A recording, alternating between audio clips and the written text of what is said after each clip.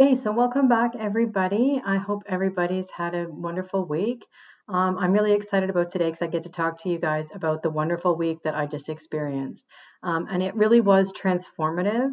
Not quite in the way that I was expecting, but like all things, when you ask the universe and you try to manifest something, you do just have to be grateful for however you receive it and acknowledge that it was received, whether it was how you intended or hoped or envisioned it being. The universe, it knows what we need at times and it gives it to us just the right way, just like you're in the right place right now, wherever it is that you need to be. So, this week I'm going to talk to you guys about my first ever yoga retreat that I went on. So, I am a yoga teacher, but I had never actually gone on a retreat myself. I had been thinking that I'd like to start planning some retreats myself and organizing them. So, I thought maybe I better go try out a couple ones first and see kind of what's out there, what it is that other people are enjoying, what there is to offer, the different locations, and different kinds of services and things that I might like to pair with people to offer. So this was a really wonderful, amazing experience for me. And this is a little bit of a tangent because I had intended when I started this podcast that I would be talking first about my own MS journey, how I got there, the things that might have caused it, and then I wanted to kind of work into some possible solutions. So, what are things that could possibly work for you? What were the things I tried? What worked? What didn't? And I kind of wanted to go through that, break them down bit by bit. Um, and I had quite a few ideas, even though I changed that over time on how I wanted to structure and lay that out.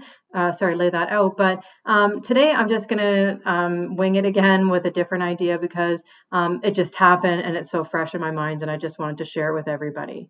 And I think it actually does kind of perfectly tie into what I was originally going to be talking about, where I was thinking that when I was thinking about solutions, I had a first thought about, okay, well, maybe I'll start with my relapse right now, and what things did I start with that move the needle the most, and then go from there so that I can give people the quickest, best insight that I have to offer. And then I thought, well, maybe I should actually go back and maybe I'll think about what did I do first when I first got diagnosed? What were the first things that I implemented and tried? And then I thought, well, maybe I'll just go with the lowest hanging fruit. So, what are the free things? What are the easy things? What's most accessible to everybody? And start there because I want to help the most people with the widest net as possible. And I think actually the yoga retreat ties in so many of those things. So maybe it is fitting. Like I said, to start with this, we're exactly where we're supposed to be, and things unfold the way they're supposed to. So with that said, the yoga retreat does start for me with mindfulness right from the beginning, because you need to already have the right mind frame and the intention set. So a lot of times in life, we tend to go on autopilot, and we just are programmed conditional responses, our old behaviors, our old patterns, our old expectations we bring with us, and they just kind of flow us through life in a maybe a easy, I don't know if they always turn out as good decisions, but easy in the sense that we didn't have to put a lot of effort or thought into it.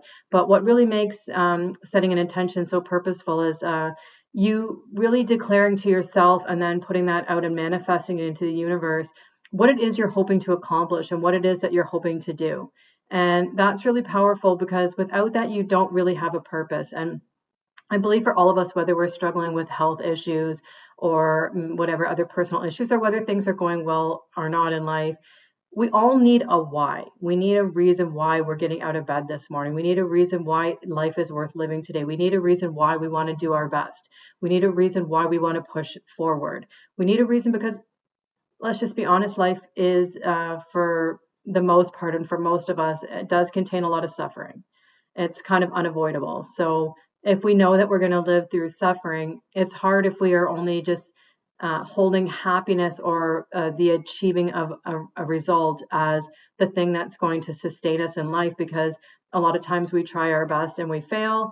There's a lot of times where we put in so much effort into things, and even if we can't see it in the moment, maybe it was for a reason that those things don't work out.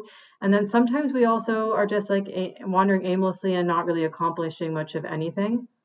And when you have an illness or something to overcome, it can be so much suffering every day, and it's hard to wake up, and it hurts, and there's pain, and you haven't seen any improvements, maybe you start to lose hope.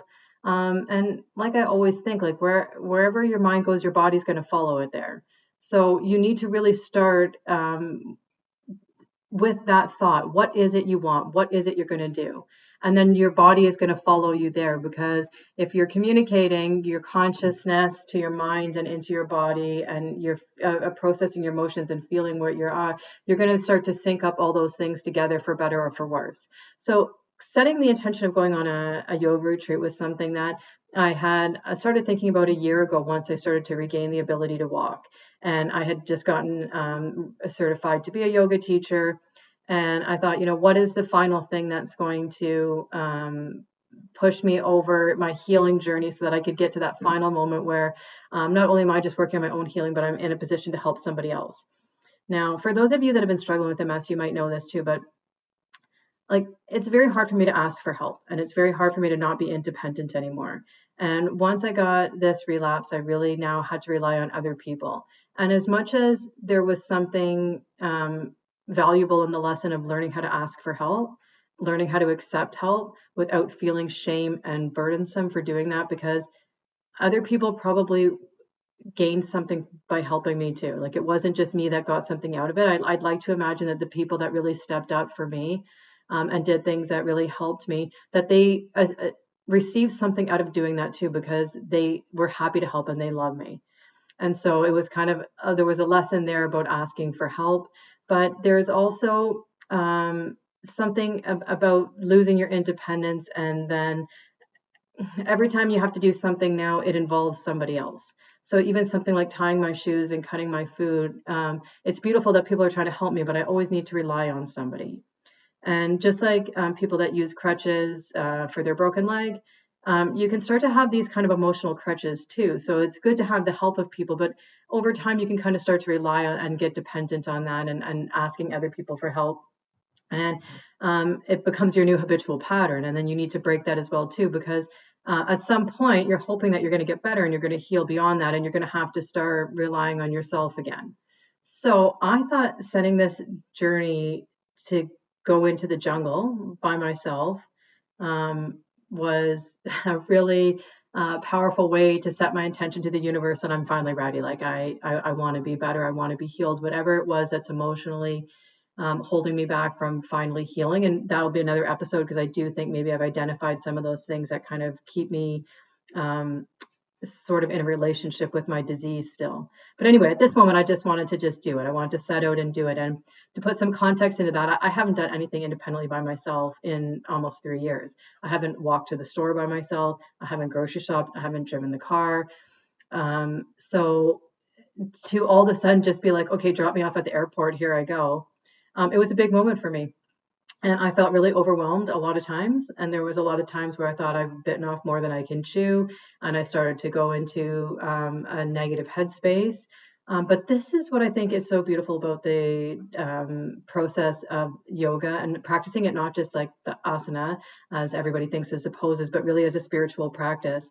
Is once you start to really witness your own thoughts and your own mind, it becomes so much easier for you to see when you start to go down these negative thoughts and these habitual thoughts that maybe aren't true, right? Like, yeah, I was overwhelmed, and there was moments where I was like, wow, what am I doing here? But I could reframe that very quickly for myself, because I could recognize I was having those thoughts and quickly reframe it back to myself, like, oh my God, you're here and you're doing it. And look what you've just done. And it's just a little bit more, and you're so strong and you can do it. And think about how proud you're going to be when you're done. And then all of a sudden it went from this moment where I thought I might cry, struggling alone, to all of a sudden I'm just like beaming again, bliss, and I can just feel the joy in my heart. So I don't know where any of you are now in your journey, and not even just in your own health, but I know financially this isn't really possible for everybody. So, I mean, a lot of the things I'm going to talk about right now, you might not have to do it in such a grand gesture as getting on an airplane and going to Costa Rica and hiking in a jungle. Maybe these things can be smaller, at a scale that's just for you. So, I mean, and here are some of the things I'll say that maybe are ways you could do it too. Like, before I left to go on this, I was like thinking to myself, well, what are all the ways I can set myself up to succeed? So I struggle, like I can't tie laces right now or anything with fine motor skills, like clipping up a bra strap or a bikini top. So I went shopping and I got slip-on running shoes and I got bikinis that are like a sports bra that you could just pull over. I packed my bag in a way so that everything could be a win for me instead of frustration or failure. And that really helped me a lot. And you can do those kinds of things in your life too. So if you're trying to gain a little bit of independence for yourself and you're trying to set an intention of your own journey to healing, I'm not exactly sure what that'll look like because we're all living such different lives, but I'm sure that you can find some meaningful way for yourself to set an intention, to put your mind frame in a place where you're getting little wins for yourself, as opposed to always feeling like it's another day and you didn't meet your goal, or you had to ask for help, or you had lost something. And I know what that feels like too, because I used to be an artist and I used to be a runner, and there was all of these things that I momentarily can't do. I might be able to do them again. I'm hoping I can do them again. But to be honest, my happiness right now isn't contingent on the ability that that's going to happen, because I found other ways to be happy in this moment right now. I'm doing things I never would have done unless I got sick. So, I mean, things have changed, but I've picked up new hobbies, new talents, new skills. And I mean, one thing we know in life is nothing is permanent. So even all these new things I'm doing now, this too shall pass at some point, and maybe there'll be something new. So believe in yourself, believe in your strength, and that you can really overcome and that you can adapt to any situation. So mindset, there's a long way of saying that we're going to start with our mindset. So I choose to go to Costa Rica and I'm going to go alone. And I'm so thankful that I have so much support at home. So my partner was able to take a couple days off of work and to stay with my kids and puppy at home so I could go and have this. And they were all very happy for me and all very excited and really hoping for me that I was going to heal. Leading up to this, we do a gratitude every night at dinner. And for like the week leading up to it, everybody in their gratitude and their hope request, they included me in it, that I was going to heal and that I was going to have a wonderful trip. And I felt their love and support. So anyway, yoga retreat. So this was to a place called Essence Arenal in Costa Rica. So once getting there from where I am in Toronto, it's about a 5.5 hour flight. A direct flight on the way down. It was pretty smooth getting down there. Once you get off the airport there, it is like a 3.5 hour hike by car on single lane, winding, twisty, roads through the jungle. I don't know about any of you, but I can easily suffer motion sickness. So this was a bit of a journey for me, especially because I hadn't eaten anything all day, because I got up at 5 to leave. Um, and any of you that are having dietary restrictions, knowing that I'm trying to heal as well, there's nothing in the airport, nothing on an airplane that I'm going to be able to eat. So the driver that had picked me up to take me to I'm not going to call it a resort or hotel because it was pretty rustic where it was. Like it's not like a buffet style, all inclusive kind of a place. Anyway, he stopped to get me a smoothie on the way, but that didn't stay on for very long. But on arrival, and it's been a long travel day now, they're so excited to get me started on things that I don't even get to check into my room. It was just instantly, let's go do a spa circuit, because after that, it's going to be dinner time. So I don't even get to go check in my room. I'm just left my bags behind the counter and straight to the spa circuit, which I was a little concerned about this, even though it sounded amazing to me when I was first booking it. Anyone else with MS knows that heat sensitivity is a real issue. So you're already in the jungle, it's already humid and hot. And the spa circuit starts with a Swedish sauna. So you go in there and there's a little timer on, you turn it on, and when that runs out, you go out and just like, I love Wim Hof. I do the hypoxic breathing every day, but to be honest, I'm not really a fan of the cold showers. I try my best, but in this case now you're so looking forward to it, and they have a big bucket up in a shower space, and you just tip this wooden bucket on yourself. But after you've just been in that sauna and it's so hot, oh my goodness, that was just wonderful to plunge in the cold water. And I'll talk about the cold water and along with red sauna and some other things in another episode, but so I won't get too technical here, but it really is good for the body to go from hot to cold. So after you're done that, you go into a Turkish bath. So they had that's like a steam room, and this was surprising to me. I actually really enjoyed it. It was the first time I ever did a steam room, and I liked it even more than the sauna. They did have it smelling really beautiful in there, so there was some kind of essential oil or something mixed in the steam that was very therapeutic and really made you just feel well and just like relax there. So after that, you go back and you dump another bucket on you. And then they did have a hot tub. To be honest, I only did it one time. I didn't like that the way the railing was set up. I felt a little wobbly because I was hot on the way out and it didn't feel safe to get in and out.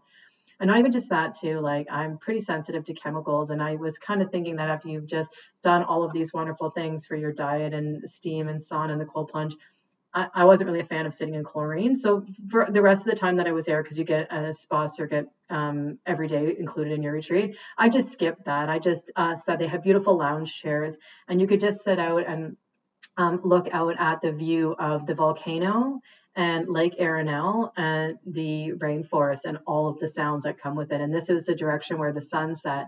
And you can book what time you want your spa circuit every day. And I booked mine to be between 5 and 6. This way, the sun was setting every day at 5:45, and that way you could get the best view of the sunset, although it didn't cooperate every night because it's a rainforest and the cloud cover and rain happens a lot. Anyway, that was great. So I did that for the hour, and then I went right back up to the restaurant. And I don't even know if you'd call it a restaurant so much as it just feels like somebody's home. They have a big, like, open concept island kitchen, and it's on a permaculture farm.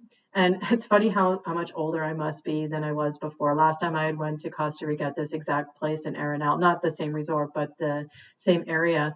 I was zip lining, horseback riding to waterfalls, doing whitewater rafting. And this time I'm like doing steam baths, and permaculture farm has excited me. Maybe that's because I'm in my 40s now instead, or maybe because of my health conditions, but the farm was really exciting to me. Anybody that knows about permaculture farms, so the idea here is instead of just coming in and tilling everything and disrupting the land and the microbiome of the soil, the farming is really built into the landscape. So everything is kind of like built around what's already there so that you're getting the benefits of all of the companion things that grow with it, and you keep everything intact. They did have everything was vegetarian there, so no meat, which is fine by me because I like vegetarian meals. I do eat meat now. Again, we'll talk about diet in other episodes, but I do eat a little bit of meat now, but only pasture raised and ethically grown meat. And not in large quantities. So anyway, being vegetarian for a few days out in the jungle was fine by me. The food was fantastic. And when you come in, you can just let them know straight up, like, I don't eat gluten, I don't eat dairy, I don't eat sugar. I didn't have to worry about processed and seed oils and whatnot because they're already all pretty healthy people there. So this was great. So they most of their desserts or things that they had offered in the evenings did have sugar and gluten and dairy. So the chef, who was just a fantastic guy, would just make me up all my own desserts. So they would make me like banana ice cream that they would just like, make fresh right there for me. They also made something, and I wish I could have got all the recipes from there. It almost tasted like some kind of like a chocolate mousse, but it's like from the cacao that they grow on the property too. And then because also with my coffee, I couldn't have cream in the morning. Every morning they would make me up my own oat milk, and it was fresh. They were just making it right on location. So it was just really wonderful, the food. And they do specials every night with different types of things. And then they have kind of a set breakfast and lunch you can order from. Everything I ate there was great. I would recommend it. And there's just something about eating something that was just alive. So I don't know where all of you are in the world, but in Canada, we have to ship our food for most of the year from other places, and that means we're going to get things that are not only GMO, they're sprayed with glyphosate, but they're also picking them before they're ripe and then letting them ripen in transportation. So that means by the time you're getting things, they're not even really alive and fresh anymore. I mean, so a lot of times in the winter now we do frozen berries and frozen fruit and make smoothies out of it, because at least then you're getting something that was flash frozen right at the moment of freshness, and that seems a little better to me. And in the summer times here, which is pretty short in Canada, I have connections with local farmers to get food, but here we're getting it right off the land and fresh, and it was really great. I loved all of it. They also do like a lot of detox juices and green smoothies, and So that was really great. And so I go to bed that night, and I'm really actually glad that I just was able to just ask for help, because in part of the notice he had sent me when I booked, it said you have to be able to walk 10 or 15 minutes to the yoga shala. Now, I assumed that meant we were all in one central location and the yoga shala was kind of out in the bush, but how this was set up is there was all different kinds of housing arrangements. So there were some people that were staying in like tents, which was a little brave to me, seeing as you're in the jungle. I didn't know if I'd want to do that. I had requested just to stay in like housing where there was like two private rooms attached to each other. So you kind of shared like a front porch with one other person. But they were sold out of that. So for a very reasonable upgrade, they sent me to my own private house with a kitchen, a living room. It was a lot just for one person, seeing as I wasn't cooking for myself. But that was really out in the bush. So I'm glad at nighttime there was no way, even with how much my mind would have pushed me to do it, that in the dark and carrying my bags and the height of steepness of the hills, I would have made it.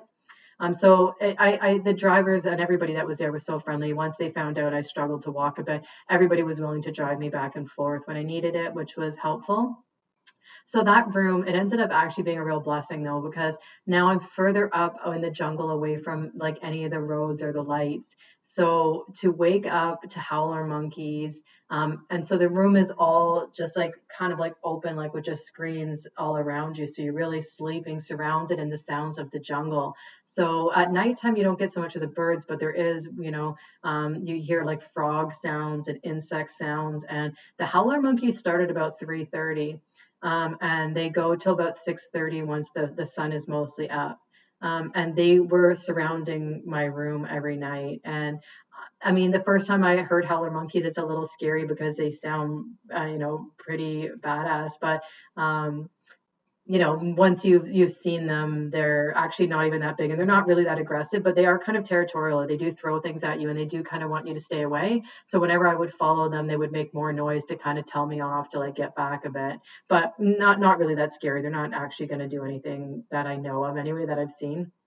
Um, so that timing kind of works for me because I'm an hour different. So normally I get up at 4:30 in Toronto, and there the 3:30 was 4:30. So it was fine to me to be getting up at that time. So I actually really enjoyed that I had the sound of them, and that also gave me a chance in the morning to walk around and get some footage and to meditate and to do some things by myself where there was definitely nobody else up. It was just me and nature. So I'm a huge fan of walking meditation. So even when I used to be a runner, I used to really find that a lot of my best thoughts and meditation came during running, because there's something in the rhythmic of your steps and your breath that allow your mind to quiet, which is why I was always a fan of also mantra, and any kind of chanting or humming, because especially for people that have like a really active mind, and I've always been a high energy kind of person.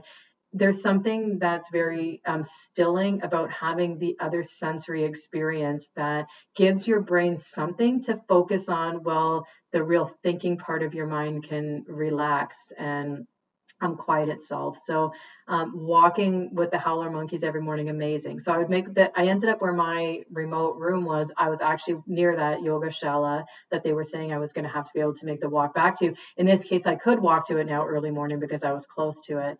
And what a beautiful location. So to look out over the volcano and the lake, and be surrounded by the sound of nature. So every morning I would just go sit by myself and do my own chanting and meditation. And then I would wait for the rest of the group to come for morning yoga at 7 o'clock.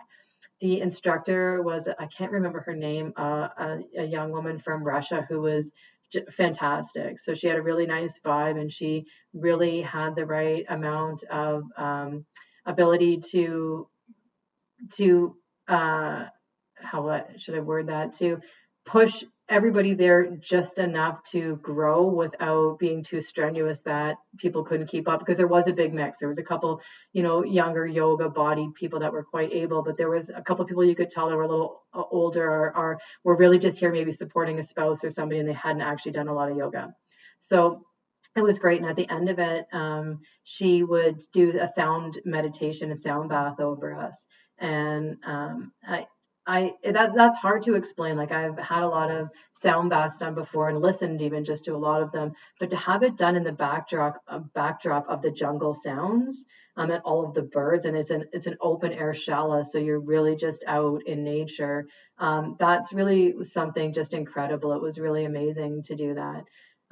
So after that yoga in the morning, there's not every day, but on every second day approximately, they do like a restorative yoga in the afternoon again, which restorative yoga is kind of my pace right now. That's really where I'm at. It's what I actually focus on with my clients, would be to do restorative or yin yoga, to really be helping people that might be struggling with their health right now, to meet them where they're at and to still give them the benefits of flexibility and blood flow and concentration and stillness without having to really exert their body beyond where they're capable, or even making people feel frustrated with the process too, because it really is counterproductive if you're comparing yourself to other people, or you're being judgmental or harsh on yourself while you're trying to like expand your mind and to find inner calmness and inner harmony, right? So the yoga was really well done, and then they had on top of that a whole bunch of services they offered on site. So they had, and I don't know, I'm not going to say this right, I asked the pronunciation so many times, but Tezmekal, maybe is what it's called. It's like a Turkish sweat lodge.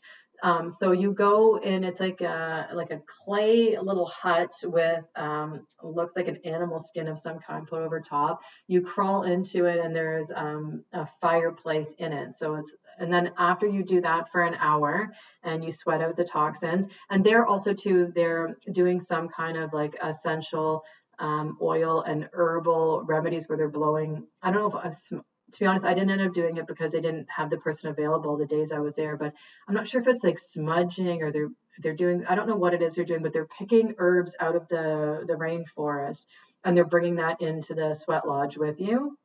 So I don't know if it's like by smoke or if they're distilling it. I don't really know, but still it would be very therapeutic because you're going to pair that with the needs of the people that are doing it. And then beside that, and as part of it, was a mud bath. So they would get the mud from the volcano, and then because there's hot springs that come up from the volcano, they're mixing that mineral water from the hot springs in with the mud bath, to again have a detoxifying and soothing effect. They had ion foot baths, which are as like a way of pulling toxins out from the bottom of the feet, and it's like changing the energy.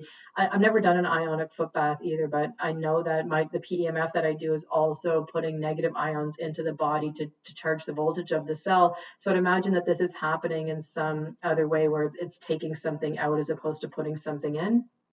Um, they also did Reiki there. They did offer sound healing. They had all different types of massage, so hot stone massage, deep tissue massage, Thai massage. So, and the masseuse was really good. Honestly, I don't normally ask for such deep pressure, but I hadn't had a massage in a long time, and it was pretty good. And again, you're doing that like in like just like a tent on the side of a volcano, so it's pretty picturesque as well, and pretty amazing. And then they did have a swimming pool there. Again, I didn't go in it because I'm not really a fan of the chlorine. But if you were hot and you needed a place just to chill out, it was just by like the permaculture farm. So you had all the roosters and the hens kind of hanging out near where the pool is. And you could just go and hang out there. It's not really big enough that you would be doing laps or swimming, but it was just like a place where you could just dip your body and just kind of hang out there to cool down. And then on property, they had all kinds of other tours that they offered. So one was like not a cacao ceremony, but like a tour of it. So to like look at where they were harvesting it and growing it. And then they would show you like a recipe on how to make it. And then you get to sample and taste it. There was also a jungle night walk, which I really wanted to do. It's a 2-hour hike out into the jungle at nighttime, which, to be honest, there's a lot of poisonous things in Costa Rica. So it's a bit intimidating. I mean, I'd feel a little bit better because you're going with a guide that knows what they're doing. But in this case, I passed on that because with my current health condition, I didn't want to get out a certain distance and then have an issue getting back. So I thought, I'll pass for another time. I'll take my kids back to Costa Rica maybe next year. And by then, with the rate of my healing, I should be fine to do any of these activities. So what I ended up doing, because they did offer shuttle services just to go, like they had one driver on site that you could just kind of ask him to take you to any local things you wanted to do. So the first day I had met a really nice couple, or like a mother and daughter from California, who was really like-minded, and they were very interesting to talk to. So we all decided to go down to the free hot springs. So there is a lot of luxury, expensive kind of resort places for the hot springs, and they're pretty baller. They're pretty nice. I looked at a lot of them. I would have gone to do that too. I had looked at the free hot springs first, but when I was thinking of traveling alone, I actually took the advice of my family when they said that maybe it wasn't that good of an idea to travel there alone because there's no railings to get in, there's no safety, and if I was to hurt myself, I would be alone and it would be hard for me. So I had decided at first, okay, that's reasonable. It wasn't really so much about the money of not going to the other places. It was just I'll go there because it's safer. Maybe they have, staff there. They have a railing to get in and out of the hot springs, and they're all fed by the same water. So it's all coming down from the volcano, and the free hot springs are at the top, and it's coming down through a little town, and then it's hitting the some of the hot spring resorts. And all they do is they're just kind of building some man-made structures into the river, but technically you're getting the same water. So now that I had some companions that said that they would totally no problem, they're going to help me. The driver's taking us down to a spot that's the best, safest entryway down. And what an amazing experience. So yes, in this case, you're going to be sitting down on just some like rocks on the river. So maybe not as comfortable as if you went to a resort, but the experience was so nice because Costa Rica is a very safe, feeling and very friendly country. So it's not like some of the other places I've traveled where you're thinking it's a bit sketchy. Costa Rica is really family and friendly. So down here now, there's maybe 100 people, which I know sounds like a lot, but the river's long, so 100 people just hanging out. It wasn't that crowded that you couldn't just get a spot yourself. But now people are just, they got hibachi barbecues, they're playing tunes, everybody's there with their families. So it's a really nice, just like Saturday vibe while everybody's off work in Costa Rica. Um, so I don't know, I really enjoyed that a lot. Stayed there for a couple hours. And then the next day, I ended up going kayaking on Lake Arenal.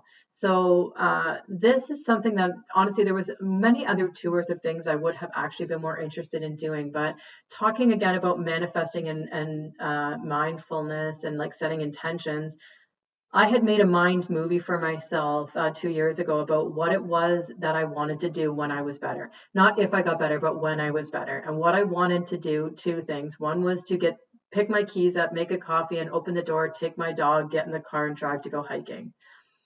That one, unfortunately, I didn't get to make it because that dog passed away before I got well enough to do it. But I have a puppy now, and I have taken her hiking. I didn't drive yet myself to do it, but I've gotten to drive and been able to hike with her. So I'm on the next step to that one. But my other mind movie was that I wanted to kayak somewhere really beautiful, like somewhere just like lush and beautiful, like one of those ones you see movies of online where you're just like these people are in the most remote, beautiful, isolated, secluded places.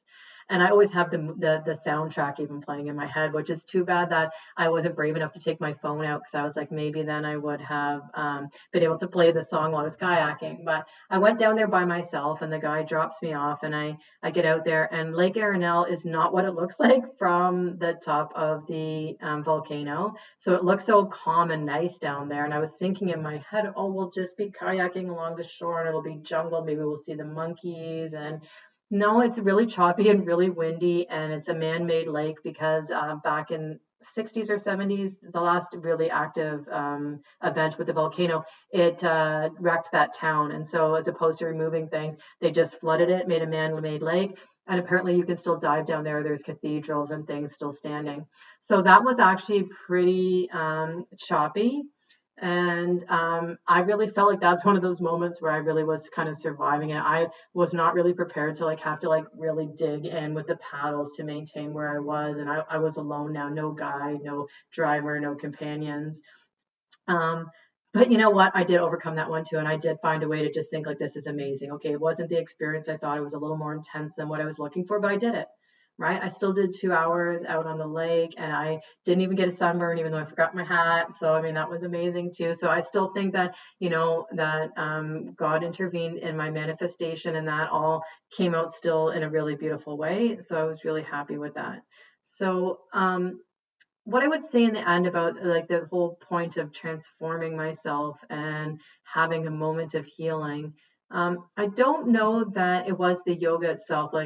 Like I said, like I am a yoga teacher and I meditate. I have a very intense ritual practice myself of like a health hygiene that I do every day, and self practice that. I don't know that the amount of yoga or meditation I did there were necessarily more than what I had done already, um, and just in a better, prettier location. But I really did find that it was transformative on an emotional and a spiritual level. So the fact that I did it and I did it by myself and I accomplished it, it really says a lot. And I hope that it says something for you too, because I really can relate to wherever you are right now, because I have been at all stages of this disease from, really down and out, really hopeless, to climbing my way back out, and then to being stable for a long time, thinking maybe, oh, I'm never going to get better. Um, and wherever you are, there's still a chance that things are going to improve. And even if it's not just in the way you want, like for me, I really want my hands to get better, because that's really the thing that's impeding me from driving, or even going back to work to hold a pen or to do things that would require typing or fine motor skills. But honest to, um, even if I didn't get that back, the joy that I got out of this experience of talking, there was such a good mix between stillness, because I was there alone. So I spent a lot of time, no technology. I didn't watch videos, turn my phone on, go on the internet. So it really was stillness and quiet, which was amazing. I was really looking forward to that, but also because it's so social. Because to sit down in if we'll call it a restaurant, I don't know, it's like just somebody's place. It's all open tables where you can't just sit by yourself. So now you're going to be forced to sit beside people. And I met people from Germany and from Scotland and from the US, from Costa Rica, from Mexico, from Norway, and just talking to people all over the world, and getting to hear the perspectives of, I don't want to get into politics too much or what the world's been like the last couple of years, but it really disheartened me a lot the way humanity was kind of going and how things were, and the kind of the oppression and the sadness and the isolation that so many people have felt everywhere. And to just be able to talk to people in a really open, supportive environment where people really felt like they could just really talk and be themselves, it was really beneficial for me to like restore my faith in people, and to just hear that all these people from all over the world, everybody understood the kind of culture and the climate that we're living in, and what was going to be required to kind of transcend it and to move beyond the kind of dark cloud that we've all been kind of pushed under the last few years. And I felt really good about that, and hopeful.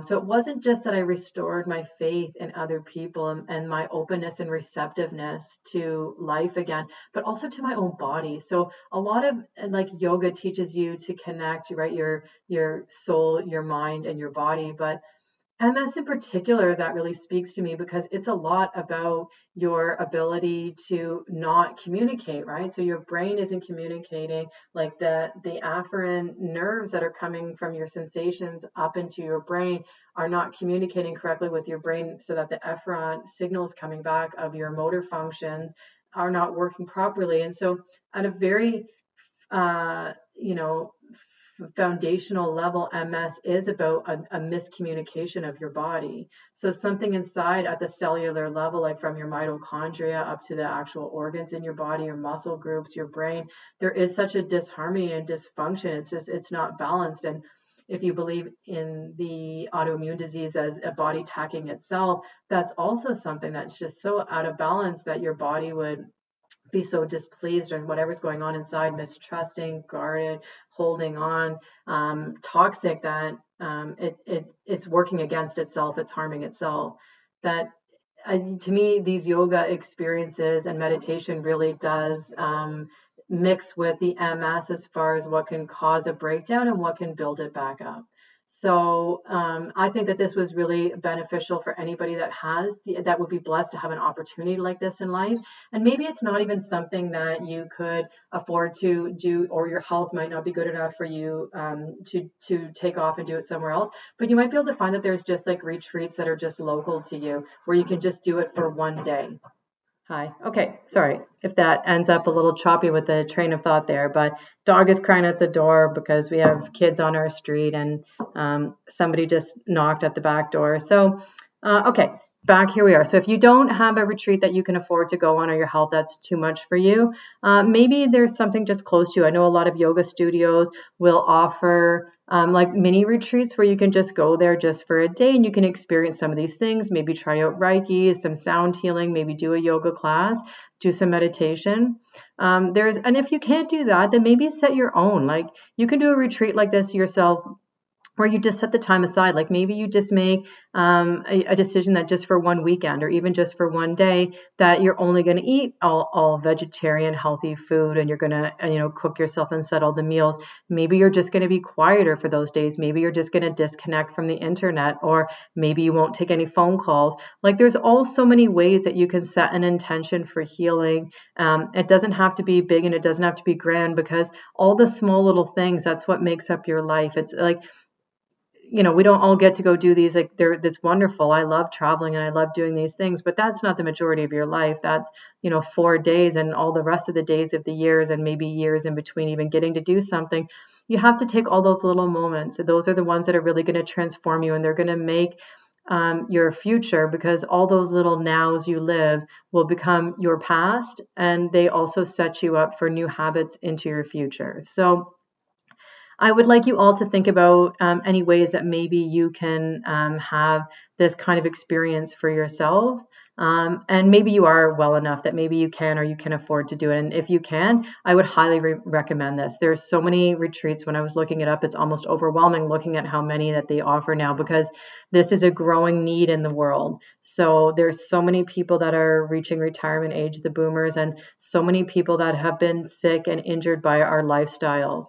So we, are living a way that's very unnatural for most of us, and we live in high stress lives and exposed to a lot of toxins and a lot of things now, and mold's becoming a big issue in homes for people too, that we all need to have a break and to do these things. And I'm sure you can find some version of this that can be beneficial to you.